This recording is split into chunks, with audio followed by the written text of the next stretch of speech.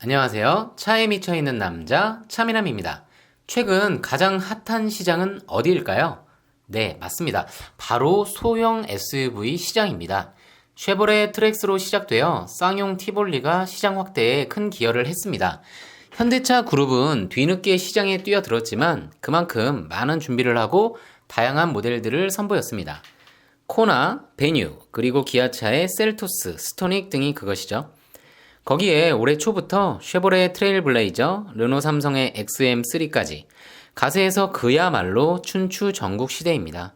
첫 등장에서 컴포지트 램프를 도입한 전면부와 아머라고 일컫는 디자인 요소로 많은 주목을 받았었던 코나는 최근 들어 새로운 경쟁차에 밀려 존재감이 많이 떨어진 상태입니다.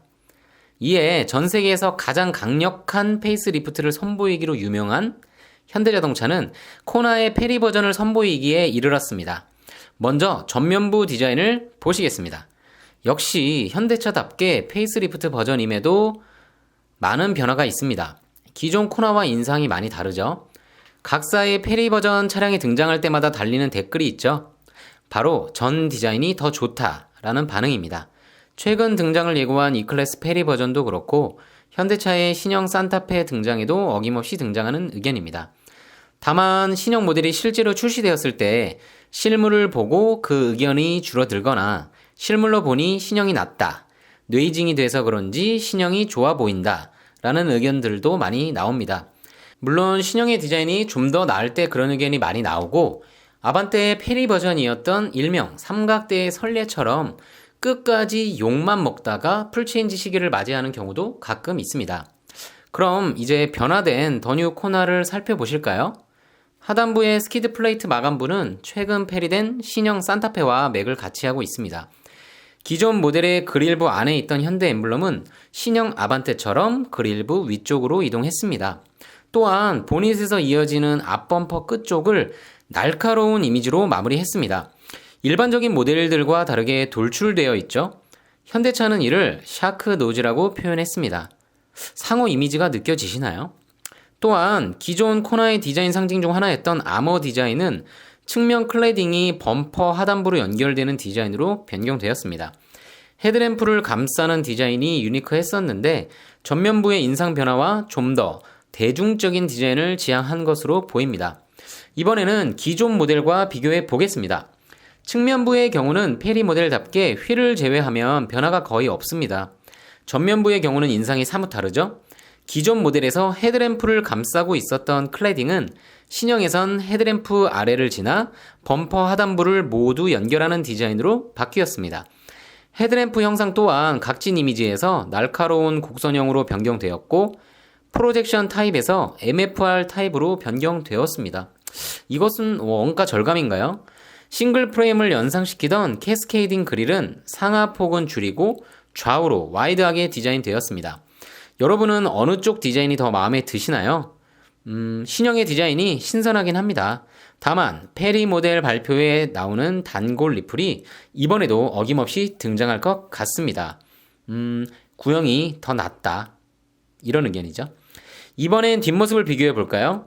페리 모델답게 테일램프의 외곽 라인과 해치 도어 부분, 스포일러를 비롯한 상단부는 그대로 유지했습니다. 일단 테일램프 내부 그래픽이 변경되었습니다.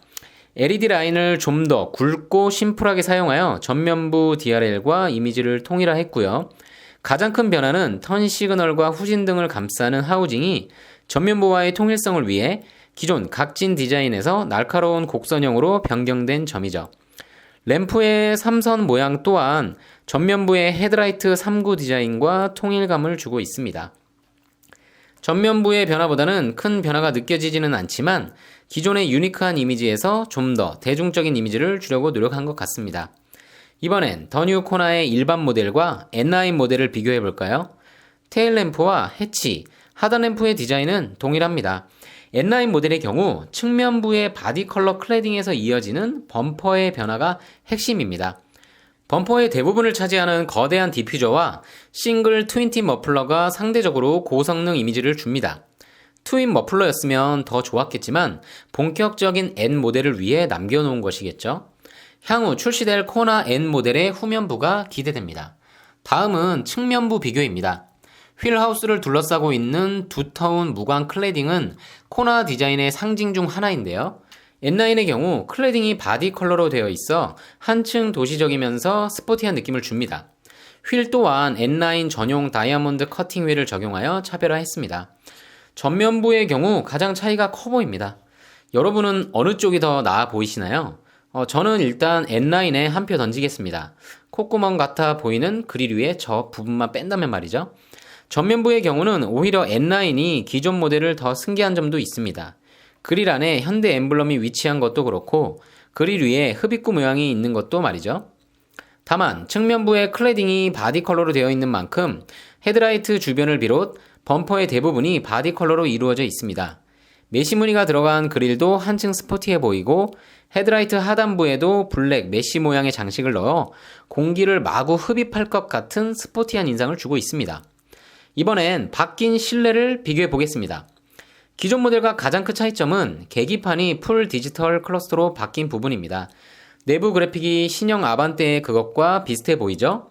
다만 페리 모델의 한계로 클러스터를 둘러싸고 있는 하우징이 기존과 유사하고 클러스터가 깊이 들어가 있는 구조라 풀 체인지된 아반떼급과 비교한다면 구형 느낌을 주는 것은 사실입니다. 플로팅 내비의 경우는 기존 코나 하이브리드와 전기차에 도입되었던 10.25인치가 확대 적용되었습니다. 반가운 업그레이드죠.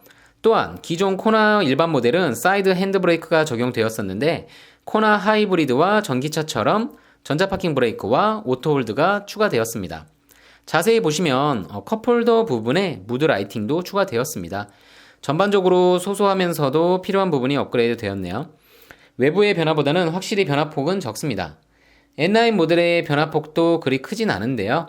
N9의 시그니처라고도 할 수 있는 전용 기어봉이 적용되었고 스포츠 메탈 페달 적용, 시트와 스티어링에 레드 포인트의 스티치와 파이핑이 추가되었습니다. 스티어링의 경우 타공 가죽과 레드 스티치 정도만 변화를 주었는데 D컷이나 추가적인 재질 변화를 더 주었으면 어땠을까 하는 아쉬움이 있습니다. 어떠신가요? 코나의 변화, 전면부의 대대적인 인상 변화 탓인지 온라인상의 부정적인 여론도 많은 것 같습니다. 다만 인테리어를 비롯한 기존보다 업그레이드된 점은 반갑고 특히나 N9의 도입은 스포티하고 유니크한 소형 SUV를 원하는 소비자층에게 매력을 어필하는 데 도움을 줄 것 같습니다. 좀 더 파격적인 성능과 디자인을 갖추게 될 코나 N 모델도 기대해 보겠습니다. 더 뉴 코나 등 다양한 신차 소식, 차미남만의 분석을 원하신다면 구독과 좋아요, 알림 설정 부탁드립니다. 지금까지 차에 미쳐있는 남자 차미남이었습니다. 감사합니다.